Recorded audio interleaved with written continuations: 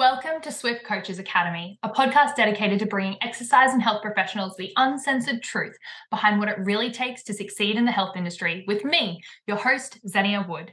As an accredited exercise physiologist and the founder of Swift Coaches Academy with almost a decade of experience, I'm on a mission to transform the lives of ambitious health professionals who want more and are ready to take action to create incredible impact and financial freedom. So join me as I speak candidly with industry leaders about the struggles and successes from within the trenches through thought-provoking conversations. In this episode, we have Zenia's conversation with Karl Goodman, co-owner and founder of Athletes Authority, Australia's pioneers in athletic development. Karl is the brains behind AA and has been Zenia's business mentor for the past 3 years. In today's conversation, we uncover Karl's origin story, as well as what sets him apart as a game-changing industry leader in the health and performance space. The man behind Athletes Authority. How are you, Karl? Zen, it's a pleasure to be on. I am so excited for this call because for those of you who don't know, I have been mentored personally by you for over 3 years now, I believe. It was like September 2019. And I guess that says a lot because there obviously has to be a lot of value in that for me to want to stick by someone, and you have well and truly over-delivered on every promise that you've made, and I'm forever grateful for it. And so I guess today what I wanted to do is talk about, who you are, what you do, how you do it, and then the importance of mentorship, importance of accountability, importance of being able to scale and step out of your business, and how you've done that, how you supported me doing that. So maybe we start with origin stories of AA and how that came to be. Yeah, so I had a non-linear approach to getting a degree. I did end up having an exercise science degree, but I didn't start there out of school. I actually didn't finish school. I started as a PT. Loved training. Training was a way to escape what was a very challenging time at high school for me. So it gave me body armor, both in the physical respect, but also in the psychological respect, and was really what grounded me. I didn't finish school, as I mentioned, so I fell in love with training. My first job out of school was with Fitness First. So initially there, I started as a receptionist, which is actually probably the best place to start because you realize just how important initial impressions are, how important connections with customers or members or clients, whatever you want to call them, are, how easy it is to build great relationships without necessarily having to do much more than find out, how you're going and, what's going on and how's your training and just being connected in that way. And I did that for about 6 months or thereabouts, 6 to 9 months, maybe a bit longer. And then there was an opportunity to transition from reception when I was about 16 into sales. An opportunity popped up. I had loved the idea of sales. There was also the promise of commissions, which appealed to me. So I was like, I'll take this opportunity by both hands. And the first month was fantastic. We actually made our group targets. Fitness First had a group target, and then as long as we'd made our individual target, we shared in like a group pot. And there's also an individual commission element. So the first month was great. And then I got this message from HR via the customer care manager saying, "Oh, look, we need to." Have I told you this story? I don't know. Oh, it's fascinating. So get this message from customer care, who was kind of one of my direct reports, saying, "Look, we need to sit down and chat." And I was like, "Yeah, what's going on?" And she's like, "Look, when I originally submitted all your forms, they missed the fact that you were 16. So I'd been paying $18 or $16, whatever it was per hour on reception. And I got told it was about a $3 or $4 pay rise to go into sales plus commissions." So, that was part of the attraction of it. After month one, they're like, "Look, we're going to have to realign your wages in accordance with what you should be getting paid for your age." And that dropped to $8.64 per hour, which was a significant recalibration of what I was going to get paid over 50%. So I got essentially my first harsh truth about business, which is you have to earn your keep. And what didn't change, even though I got a massive reduction in wages, my commissions per sale did change. So there are 2 commissions I was given. One was for a triple pack that was sold, and I believe Fitness First still sell triple packs. They were $75. Then they might be, I don't know, $99 now, whatever they are. But essentially, they were a 3-session opportunity for a personal trainer to essentially prove their worth to a new member. And I got a $15 commission on the $75 triple pack. So that was essentially, for every triple pack sold, was worth 2 hours of work for me. And then I got, I think it was about $50 if we made the group pot per a membership sale. So all of a sudden, the importance of a commission, the idea of you only get paid for the results that you achieve, became very more real, because I didn't have the wage to underpin what I earned. And that was, a brutal lesson to be learning at 17, but also a brilliant lesson to be learning at 17, because I had to deliver. Because I love training, I was the type of guy who, after the gym closed at 10 p.m. or 10:30, because I often did the night shift, I'd train then for like 2 hours by myself in MTG. I was obsessed with it. So I love to train. So triple packs were easy to sell for me. I said as a member, look, I was 14 when I started training, and I'd tell the story of the guy who helped me with his triple pack and how that got me off on the right foot. And look, I really wouldn't start the gym any other way. It's going to feel intimidating up there. You're not going to know what to do. You're going to get on the treadmill, walk for 10 minutes, and then what? Starting with a triple pack is going to give you a real sense of direction that you won't have any other way. So really, you shouldn't even consider the triple pack an option. Just commit to $75, do it. It's going to be worth it. So I essentially had like a 99% upsell rate to these triple packs, and not because I was just motivated by $15. I genuinely believe that was the right approach for the members. So the PTs loved me because I was almost like a guaranteed conversion, and things worked quite well. And I did that for a year and a half till I was 19, and then became a PT myself. So at 19, my mates are at uni. I'm working. I buy my first house at 19 as personal trainer. The rest of my mates are, pulling beers. And I got to essentially learn how to live in what I would say was the jungle, because it really felt that way. The Fitness First I was at had Shannon Ponton as one of the main trainers, biggest loser trainer. This is prior to him becoming the biggest loser trainer, but he was still a celebrity of sorts within that location, and train figure models and whatnot. A name that's quite familiar within the industry, Dane McDonald, who owns Clean Health Institute. He was a trainer there.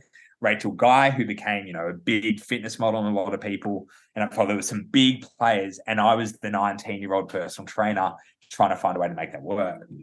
So I really did get to learn amongst some of the ruthless environments and find out a way to make it work. So I've always been a big fan of that type of environment if you can survive. So by the time I get to 21, I've been in a rental model paying, $300 or thereabouts per week, being solely responsible for my success. But I'd found I was getting stagnant. I was like, what's next for me? So I applied for uni as a mature age student and got accepted because I'd been in the industry for what was now 5 years. And they said, sure, we can see how you'll apply exercise science to what you're doing in the real world. Happy to give you a spot. So that was really good because I had the practical basis to apply everything I was learning in concept at uni, which a lot of PTs, which a lot of uni students didn't get the opportunity to do. So I really excelled. Yeah, it was something I wish I did at uni, honestly, because if I could go back and do it again, and I recommend this to all the students and prac placement guys that we take on, and girls, is to absolutely get in the trenches sooner rather than later. And I just think your ability to connect with people and build relationships and learn communication and storytelling is something that I see that you do really well, that brings people in, engages them. They feel like they're, you know, your best friend, even though you've never spoken to them in person. And all those things, I think learning them when you're young and you're allowed to, I mean, you're always allowed to fuck up and make mistakes, but when you're, you know, you feel like you've got nothing to lose and there's no real big risk, you can just sort of swing and hit the ball or not, swing and miss. And you can just keep swinging. You just keep swinging. So I actually had a really good time at uni whilst I was there, because I had this opportunity to apply. And probably midway through uni, I ended up selling my PT business. I had inadvertently built this little semi-private model, which I don't think I called that at the time, but I was inspired by CrossFit, and I will give some context here. This was when CrossFit Elite, I think, was the website, or Elite Fit. I can't remember what the home of CrossFit was, but where they produced the WOD of the day. So sometimes I go on there for inspiration for my own clients. But I really formulated this idea. I was looking at my 35, 40 or so clients that I looked after every single week and said, well, look, there's actually far more similarities than differences for most of the population I was working with, because they weren't complex injuries or anything like that, because I was just the average PT, so to speak. And so it's like, I can probably apply a gold standard program, like the program of the day, on the whiteboard. And I had a regression for the guys that, you know, couldn't do that, and I had a progression for the guys who found that too easy. And I essentially, without really knowing at the time, I did that only because I couldn't fit full-time uni and full-time PT of 40 clients per week all at once. I was like, I can do PT Monday, Wednesday, Friday, and I've got to go to uni and study Tuesday, Thursday, Saturday, essentially was my split.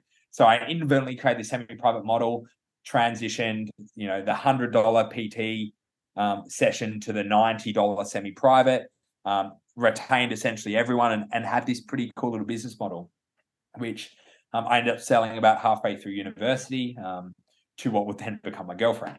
So I kind of consulted on the side to help Mon continue it. And I just focused all in on uni. I got into bikes. I was riding bikes semi-professionally, ultimately professionally in the end, and finished my degree. So I'm 24 now at this point, three and a half years to get my degree done. I did a couple of subjects with a couple of terms with 3 subjects. And I got my first job. So I finished PT. I didn't go back to PT, and I actually got a job out of uni as an S&C coach. And I hated it. I was going to say, did that last like 3 weeks? Yeah, like very quickly did I realize I don't have the patience, the temperament, or the characteristics for employment. It just did not resonate with me at all. I was essentially applying a strength training program that I didn't write, with philosophies I didn't share, to a youth population of athletes that I thought needed something completely differently. So there was, a whole bunch of cognitive dissonance, and I lasted about 4 months. And so over the 4-month period, I'd sold my house. I think there was about $140,000 worth of equity, or maybe a bit more, $160,000 worth of equity over the period of those years. I spent far too much money on a Jeep Wrangler that I souped up because I thought that was what would make me look cool on dates. But I had all this money left over. I had this money that was sitting there. And I was like, I actually think I want to open a PT studio again. And, employment's not for me. I had success as a personal trainer. I've got more skills now. I can probably adapt that to some athlete populations as well. And so that's what I did. I took out a residential lease, as in a normal lease that you live in a unit above a Smash Repairs. Paid $500 a week with my best mate Sean. And originally our first vision of the gym was 50% of this quite large apartment. It was a large apartment, would be gym, and the back part of the house would be living amenities.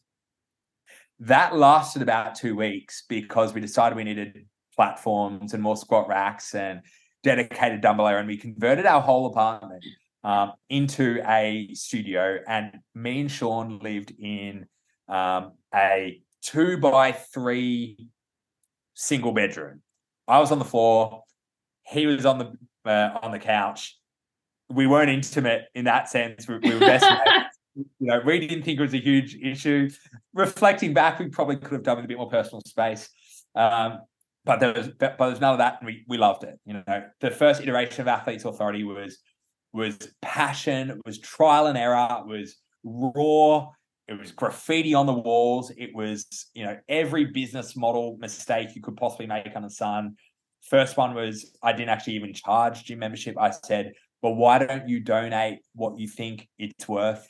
And that didn't last long when I realized people actually just would forget about the donation, and I got resentful. And so I made like every mistake under the sun, which culminated in essentially the landlord, who had agreed, by the way, to letting me use this as a PT show. It's not like I was being deceptive. That was written in the agreement under like a residential business or a business from home type arrangement. The landlord was getting very concerned because the smash repairs that were the vast majority of the revenue for this landlord was, shit was falling off the walls, deadlifts were landing on the cement slab, which wasn't really holding up. And so there's a lot of pressure for me to leave. I remember having a conversation with my mum, and she said, look, Karl, why don't you just pack everything up, put it in storage, and, wait for an opportunity to arise. We'd been looking for a new place. We'd exhausted every opportunity. And Sean said to me, mate, just go on commercial real estate one more time to see what happens. So we go up, we had a bandwidth of anywhere on the North Shore we were happy with. And he found one which was like posted like 3 hours ago, gym for rent. And a CrossFit gym in Artarmon was moving out and needed to sublet. Like, whether you think it's divine intervention or fate or whatever, it was like, we were about to call it quits. I had felt like I'd exhausted everything. Thank God I didn't take the advice. Thank God I did take Sean's advice. And so I actually fell into a proper real gym with a DA. We moved in over the course of the weekend. And that's when shit got more real, because that's when I essentially found my first mentor. I'd gone from what was a $500 rental space with some equipment that I'd bought, which I also lived in. So I kind of shared the cost both personally and professionally, to like a $2,500 or $3,000 per rent gym. And shit got real, and I really needed to level up. And I'd lost a lot of my skills. I lost a lot of my confidence that I had as a PT. And there was a big sense of, I was an imposter. I couldn't do this, all that narrative that is quite pervasive when you feel like you're outside your comfort zone. So I got this mentor. It was good to start. There was obviously areas of opportunity that we applied, but then it started to turn sour, in fact. And, my first mentorship was both good and terrible, because it culminated in me saying, Ben, he doesn't do mentorships, I'll just use the word Ben, look, I don't think this is work. I'm not getting what I need out of this arrangement. And he said something like, mate, look, I can't wait to see you roll back down to the shithole you were in pinball back before you moved. It was like, and I was like, well, I clearly made the right choice. This was not the right mentor. That they were his words. And I then found another mentor very, very shortly thereafter, who was fantastic and essentially turned my business around from being an absolute sinkhole where I was losing a lot of money every week. It culminated to the point. The worst it ever was I think I started with about $120K in the bank accounts before I bought the equipment for the original location, down to $2,000, as in that was it. Nothing else was in the bank account. Wow. And he was able to turn it around. And I got to the point where I was okay. Just on that, before we move on, in terms of, because I just think that, the way you function is quite different to a lot of people that I know. You're very, aggressive in your approach to getting shit done quickly and risk taking and things like that. But what what was it for you, even after it really went sour? Why didn't you go, well, fuck it, mentorship's not for me? Why did you go, well, I need someone else immediately? Yeah, well, like I use the analogy of if you get a bad haircut, you can be upset you got a bad haircut, but you're going to need to go get a haircut at some point in time again. You don't abandon the idea of haircuts because that's an appropriate course of action. You accept that you chose a bad barber. And so it was never a case for me of I didn't need help. It was always a case of that was the wrong help. And I now have the philosophy that, and you've probably heard this, the most expensive advice is the wrong advice. It can cost you a lot. And so the inverse is, also true. Great advice can completely change your perception of yourself, let alone, your business. And my second experience was that. And, comparing that to my first, I realized, it's not mentorship that's the problem. It was simply that relationship. And he might have had much better relationships with others. So that was really good that I had that contrast to compare. Yeah. And I made some good progress. We iterated, we made mistakes still. I went from an everyone facility to a very niche facility. We slowly crystallized to the point where we only wanted to work with athletes. That definitely came with some sacrifices, some hurt in the short term. We definitely walked away from revenue. That seemed easy. People wanted to pay us money, which we said, no, we actually just need to focus on this for a whole bunch of reasons. But ultimately, we now got to a point, and I'm fast forwarding now from 2018 out to 2023, where a lot of people consider us the leaders in Australia for athletic development. And there's a team of 26 in our Sydney location. We've got a Melbourne location as well. And I'm now in a position where we have a whole bunch of synergistic businesses that complement the core business.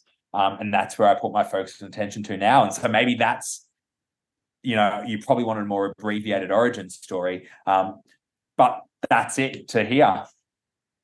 Yeah. And I mean, I've heard that a couple of times, but I think that every time there's new things to be taken out of that. And I really love that analogy that I think that, you change barber, you don't change the whole actual system of getting help, because we're always going to need help in the things that we struggle with. So I love that. And I guess flowing on from that, right, like you alluded to the partnerships or the joint ventures and things that you've created.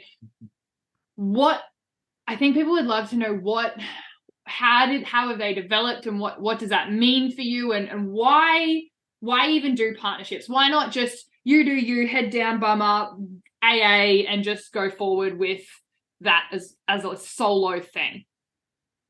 There's probably a couple of elements. I'll list them out first, and then we can maybe tick them off one by one and expand on it. The first is that I think it's natural, normal, and okay for a founder's interest to change, for a founder's interest to evolve over time. I was deeply and personally passionate about athletic development because, cycling and whatnot that I'd done. I was a failed baseballer prior to that. And I was deeply passionate about athletic development. But that passion has changed over time. And not only would it have felt incongruent just to stay in that space personally, in terms of how I make my personal contribution, but it also would have felt like I wouldn't be serving, because I feel like if your passion's changing, you can serve a new audience. The only person that you're hurting if you don't serve them is the people you say you care about, is that new audience. So that's the first element, is what I cared about changed, who I cared about changed. And that's not to say I don't care about athlete development, but essentially what has happened is my team now cares more about athlete development than I do personally about athlete development. The brand still cares.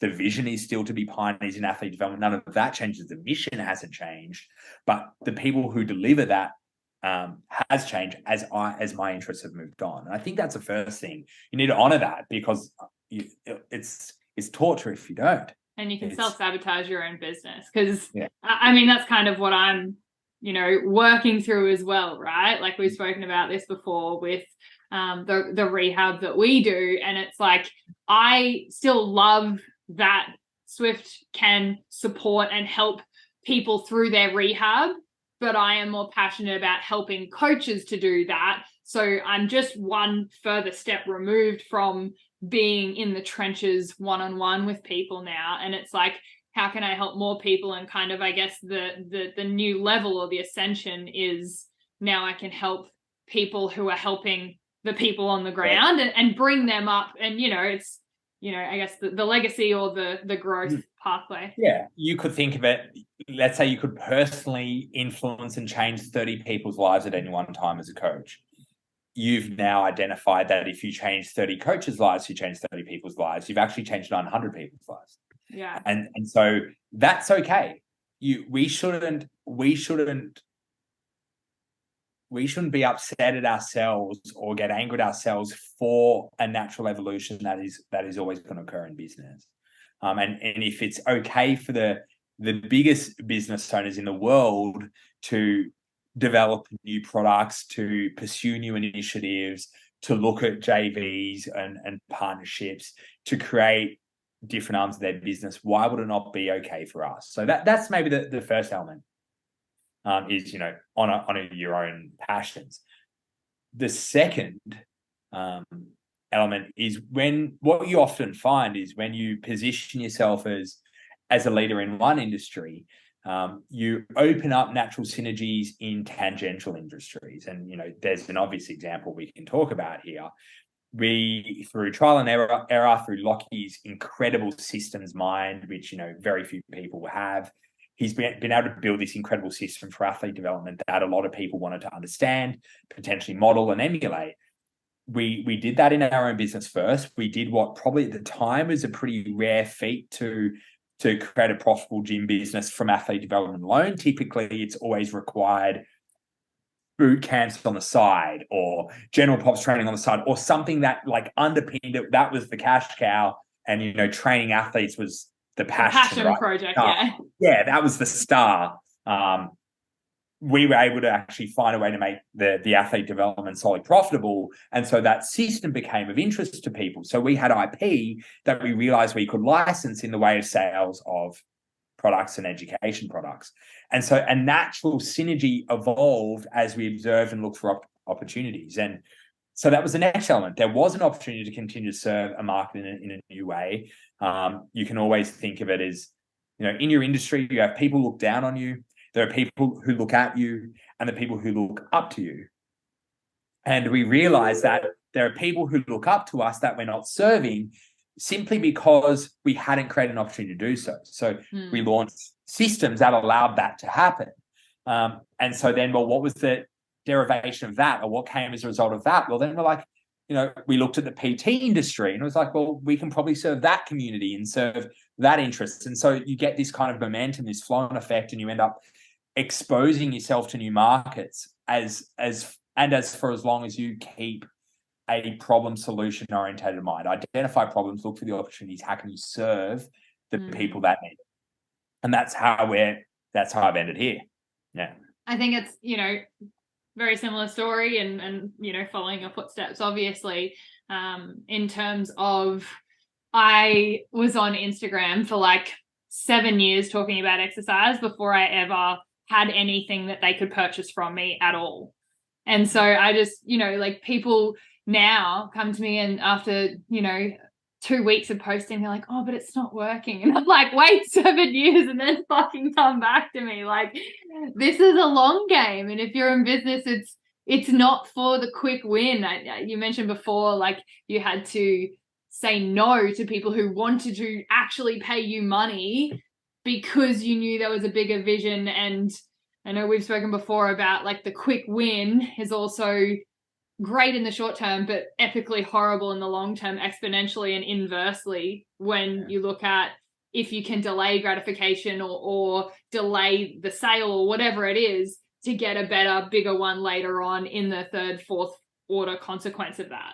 Yeah, which is, you nailed it right at the end. There's this concept that Ray Dalio proposes in his book Principles, which is orders of consequence. And essentially, for those that aren't familiar with the idea, is he proposes that things that are great for you in the first order, as in like what happens immediately, typically cost you the further down the road you go. So the second order, there might be a minor cost. The third order consequence might be more significant cost. The fourth order consequence, now that it's a serious cost to your business.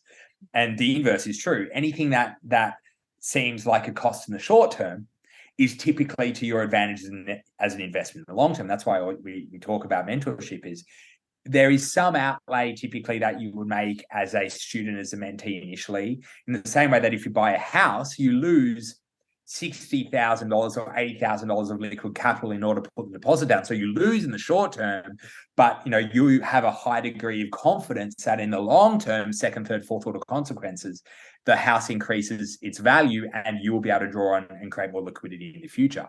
Same as mentorship. There is a cost in the short term. That's the cost of entry, you might think, for the ability to access IP or ideas or a network or a community or an environment or whatever it might be in the short term. But second or third or fourth order consequences, that's where you really get your return. And if we thought about that and applied that principle probably more strictly in business, we would probably get more predictable results in the long term. And you're right, like 2 weeks is not long enough to see a result from any effort, like from anything. Very rarely do. Go to the gym for 2 weeks, you just feel fucking sore. Yeah, exactly. It's worse. Like your performance is worse in your first two. So bang on. Yeah, 100%. Yeah, no, I think that's a huge concept, right? And even when I've spoken to people before about certain mentorships and things that they've done, and they're like, oh, well, I didn't make any more money in that time period. And it's like, but you have, like, obviously the initial goal is, for most mentorships, not all, but most, is to get a positive ROI for the time period that you're with them. And that's absolutely what I know that we both do with ours. But let's say you didn't. Let's say you broke even, you made no money, but you didn't lose any money. Let's say you just made it back or something like that. It's like, but you now have that knowledge in perpetuity. And year 2, year 4, year 10, what can you do with that and build upon that? And, maybe you needed to go through that to be able to get to your next iteration or level to be able to continue to grow and develop. So true. I like to think of the analogy of like planting crops. So when I think about this as a concept, if someone teaches you how to plant crops, they teach you how to nurture the seed, to put it in the soil, to treat the soil, to let the seedling grow.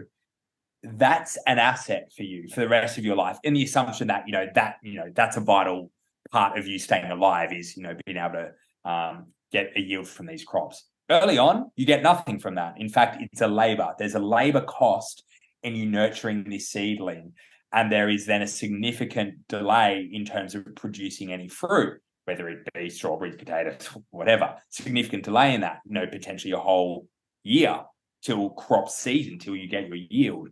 And so not only is there a time frame for that first yield, but then what people forget is, well, what's the yield that I get from learning and developing that asset for the rest of my career? And if you're 22 years old and have no concept of how to improve the conversations you have with prospects so you can, ultimately improve sales in your business, and it costs you $1,000 to learn a process in order for you to do that, there might be a time for you to get your first ROI, and that might even take a year, potentially, worst case scenario, that you make that $1,000 back. But what about when you're 23, when you're 25, when you're 27, when you're 30, the compounding effect of that for the rest of your career? What's the value of that? And all of a sudden it becomes blatantly clear that there's not a possible investment that is higher yielding for you for the rest of your life than your own optimization. At that moment, you realize nothing possibly competes. Houses don't compete. Stocks don't compete. Crypto doesn't compete. Nothing will ever compete more than. And typically stocks don't compound year on year, right? Like it's 10% every year and that's it. Whereas if I learn sales this year and I get 10% better this year, I'm probably going to be 20-30% better next year. So you've got compounding effects of that. And then if you're bringing more people through the doors, twice the amount of leads or things like that, and you're converting at a higher percentage rate, you can, 6x your business in a very short period of time. Spot on. Because, in a stock, you only get to compound the 10% on the 10% yield you got. So if there's $100 and it's a 10% yield, your 10% compounding on year 2 is only on the extra $10 that you got. So it's much less significant. So you're bang on. Everyone should probably look to try and invest put back into themselves as much as they possibly can in the first 5 to 10 years of when they're doing business, really. I actually think it's crazy how many 20 to 30-year-olds' highest priority is investing in a house as opposed to investing in themselves. Like, those are the years where every dollar that you make should be in leveling up yourself, because then what's your impact to be able to earn more and create better relationships that lead to better opportunities and, do things that you can actually take on. And the sooner you do that, the longer you have the opportunity to implement the shit. So, I mean, I think it's just the thing you do is go and get a house. And that's what I did at 27.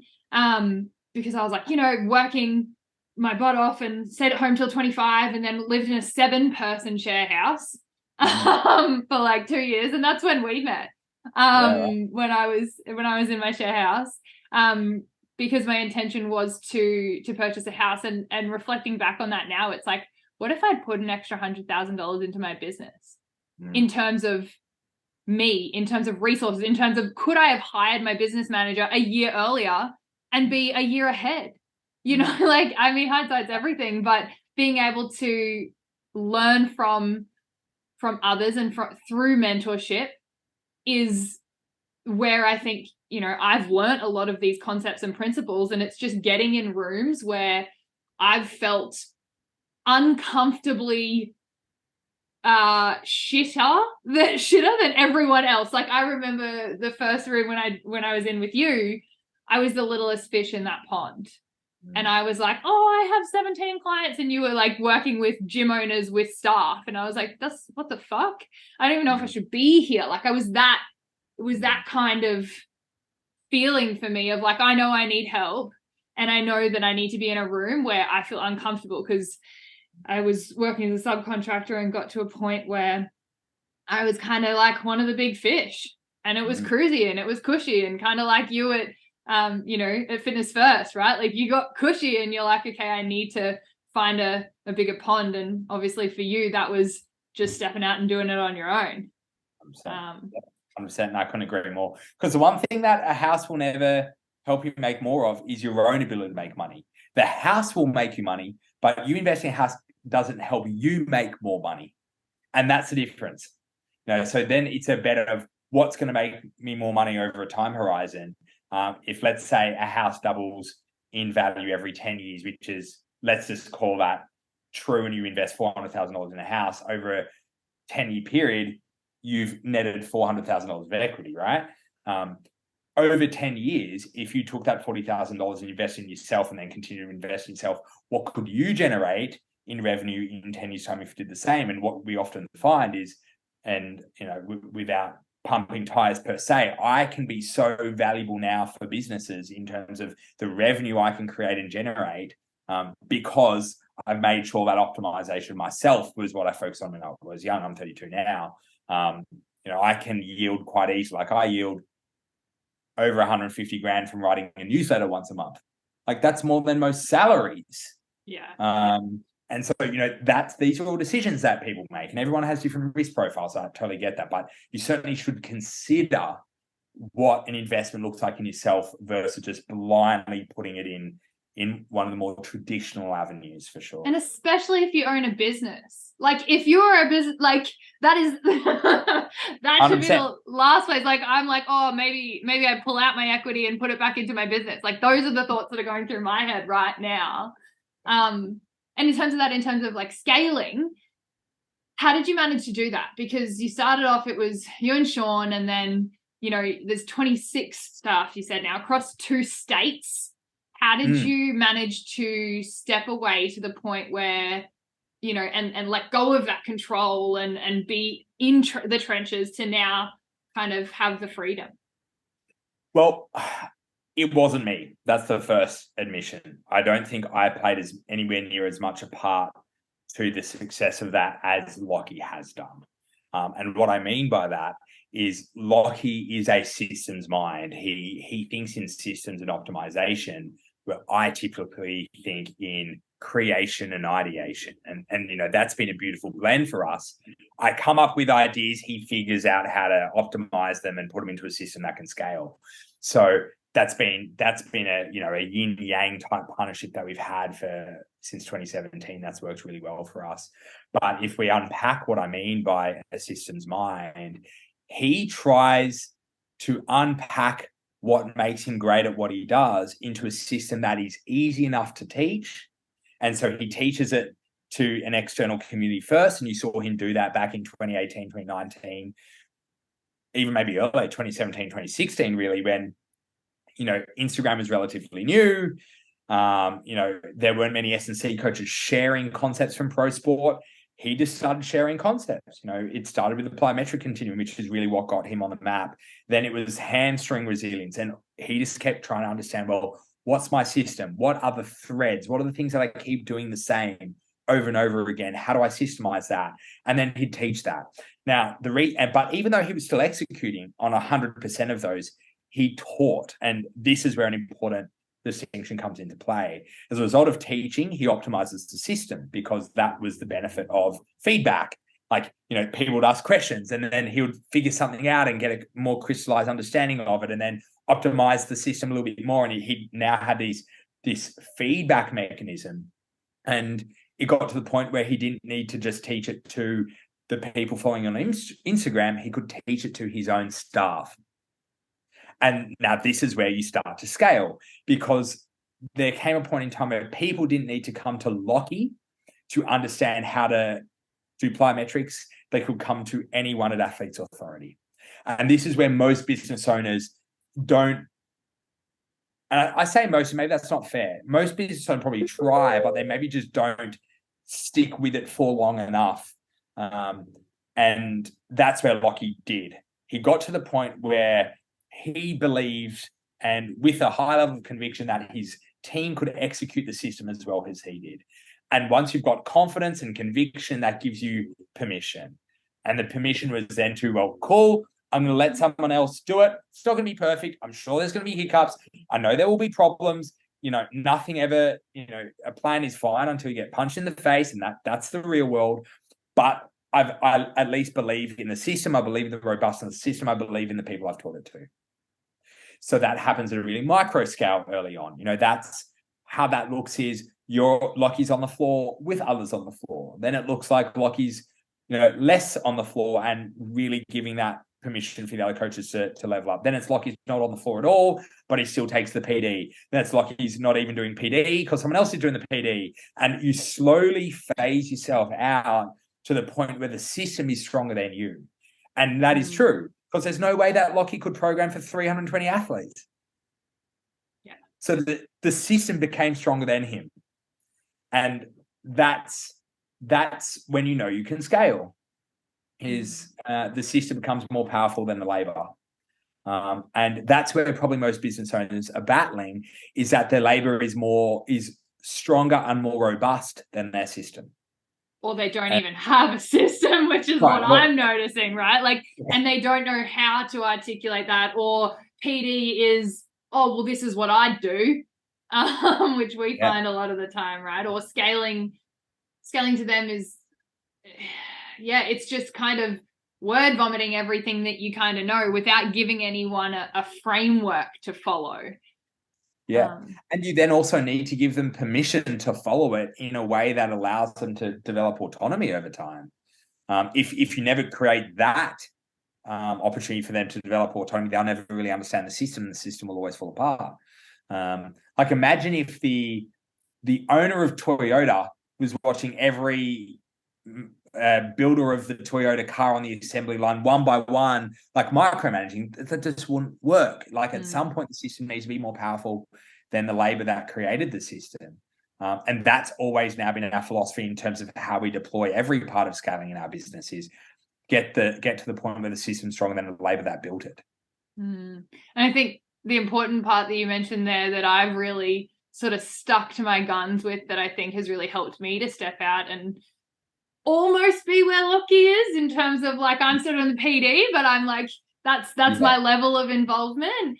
I think is that you have to be okay with it being 80% as good as what you could do it, because you can't, if you look to scale, you can serve 40 people really fucking well. 50 people, you're pushing it. 60 people is unmanageable, even if you're incredible. And so being able to teach, even a team of, we have 2 coaches at the moment, and we've had a couple come and go, but they are learning the systems that I'm teaching to the point where I'm not at the gym unless I want to be. I don't oversee them. I give them the autonomy. If shit hits a fan in session, that's on them, and they can ask for feedback, next week.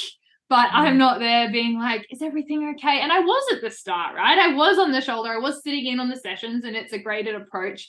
But I think what really helps is acknowledging that 80% is still pretty fucking good if you're a great coach, and that's going to be better than what they can get elsewhere if you are not an option. I totally agree. The only person who gives them yourself permission to do other things in your business, if that's what you choose to do, and not be an option, is you. Yeah. You're the person who ultimately will decide what involvement you have in your own business.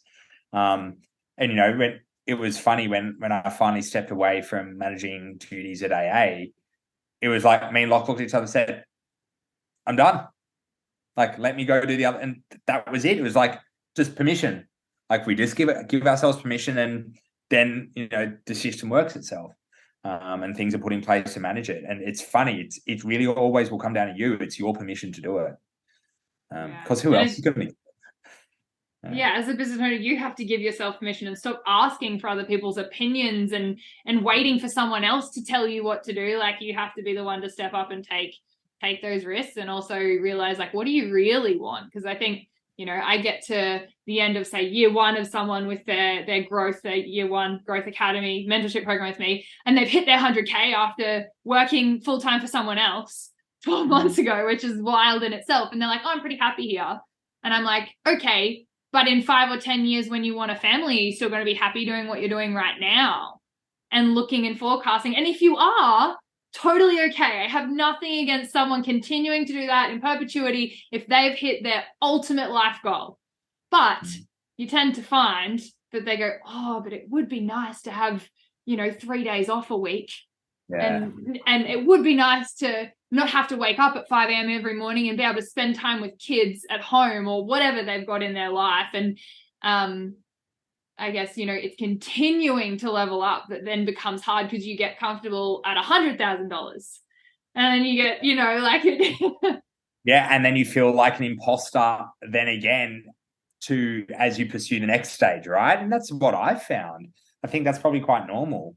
I felt like an imposter when I started AA. I felt like an imposter when I stepped away from AA. Like, from coaching, I felt like an imposter when I opened my first new business, which was, obviously, we bought the education business.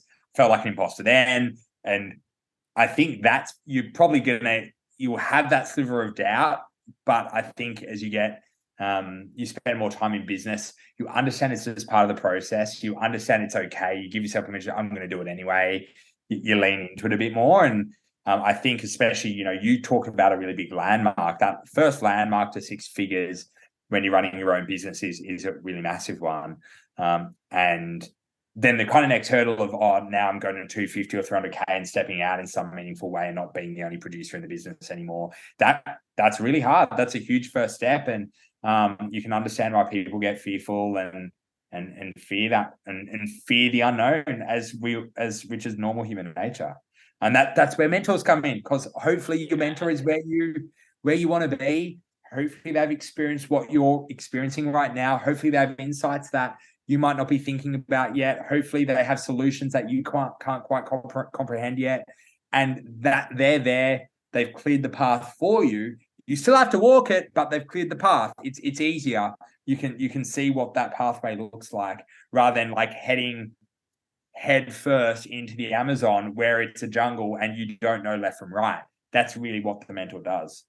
It's so funny that you say that, because I was actually on a call with one of our mentees who leveled up from level 2 to level 3, so scale to mastery in our business mentorship. And she literally used that analogy. She's like, you're like chopping down the wood in the forest and I'm just walking behind and having a great old time and like putting in the work. But she's like, you've cleared the path for me and I just have like, the system works and what you're doing is working. So why the fuck wouldn't I invest in the time collapsing strategies that you have so that I can get there in 1 year instead of 5 years? And so I think that is such an undervalued opportunity to learn from people who are where you want to be. And I guess that's really why I wanted to work with you 3+ years ago, was because I think I've told you this, but I didn't even know like really who you were. I just wanted the guy who was doing the behind the scenes of Athletes Authority. Because you were this invisible man who kind of like, it was like Karl on the bottom of a signature of an email. And I was like, who the fuck is Karl? But I was like, whatever Athletes Authority are doing is good. And I understand that Lockie is the face of it, but there's no way that he can be doing all the behind the scenes stuff as well as the coaching stuff. And then I was like, oh, he's got this business. And I was like, that's it. That's who I want.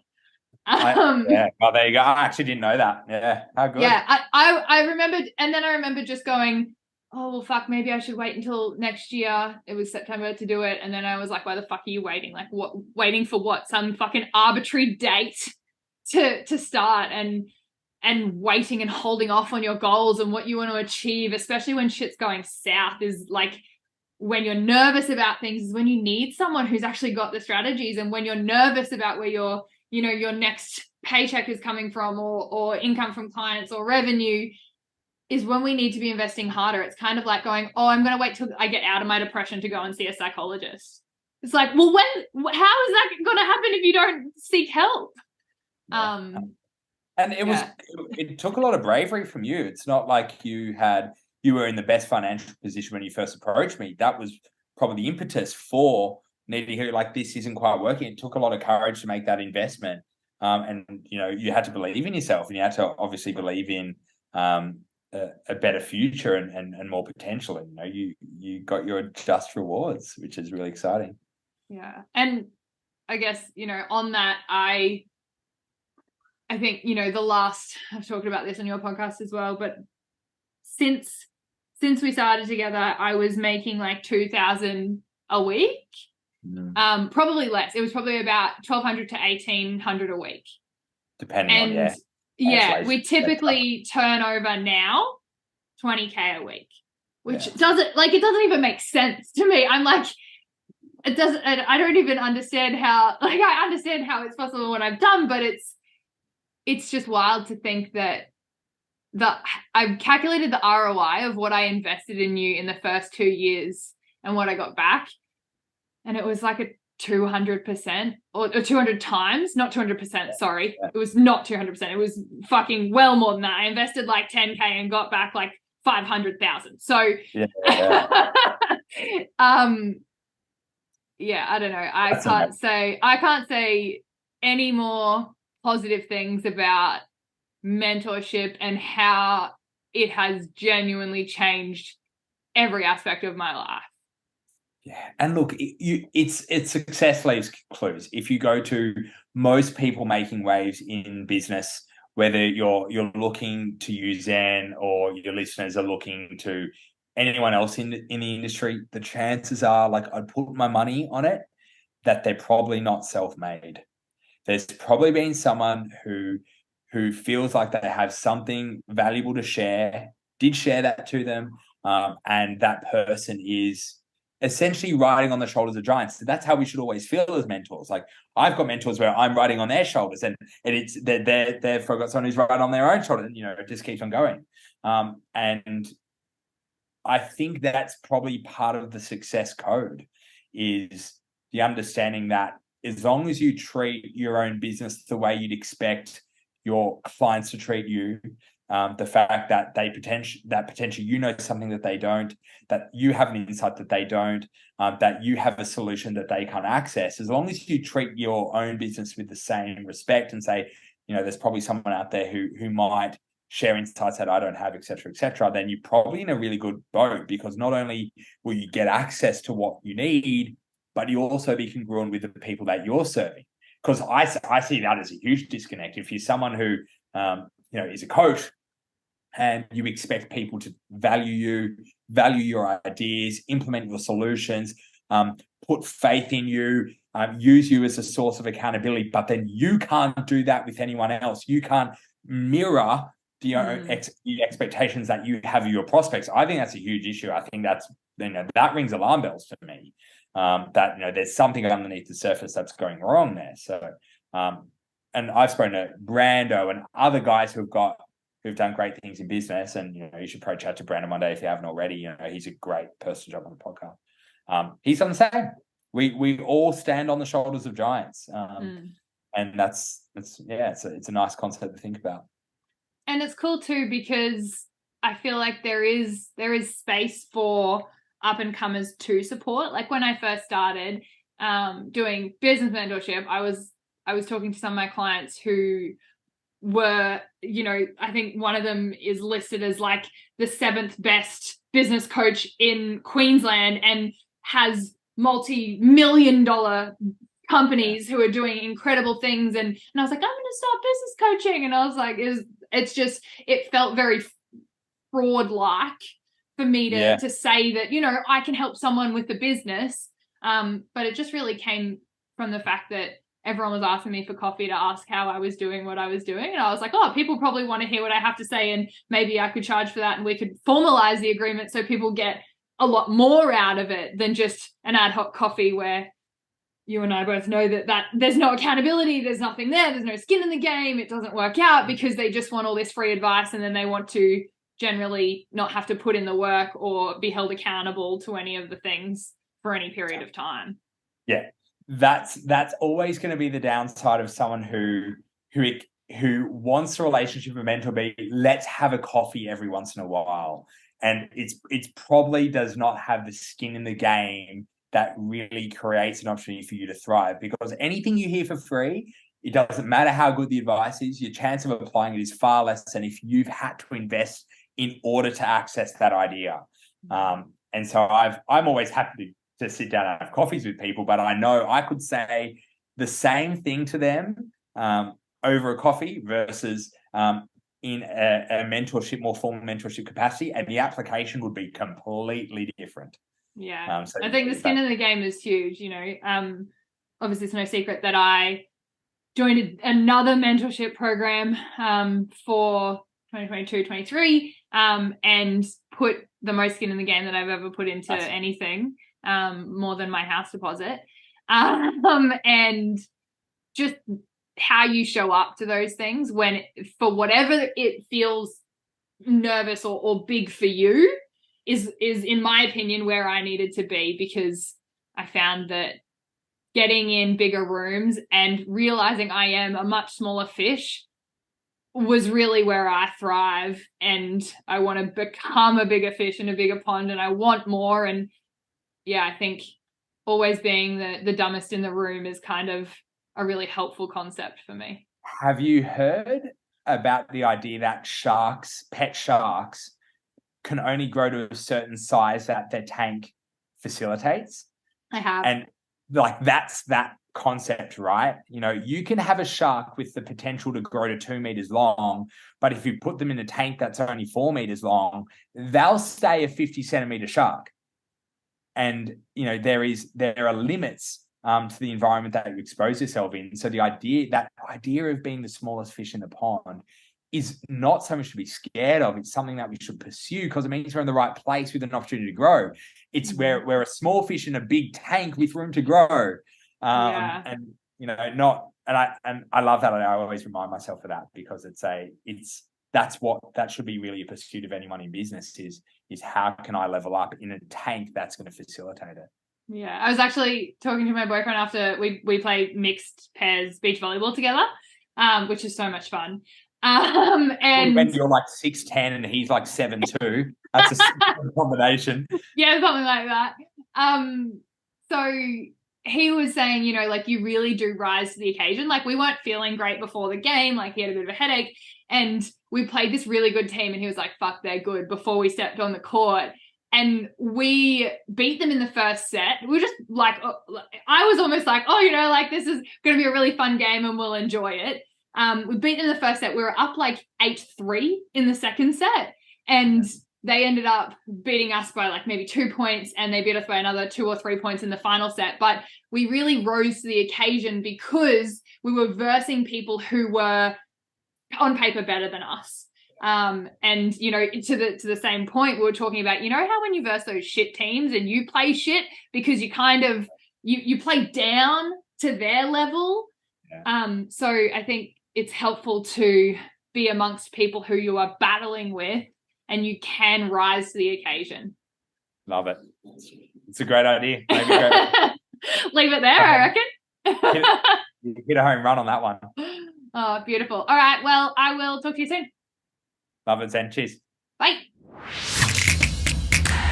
If you enjoyed this episode, it'd honestly mean the world to us if you could share it with a friend or on your socials, follow and leave a quick review so that we can bring you more real, raw and uncensored stories from industry leaders.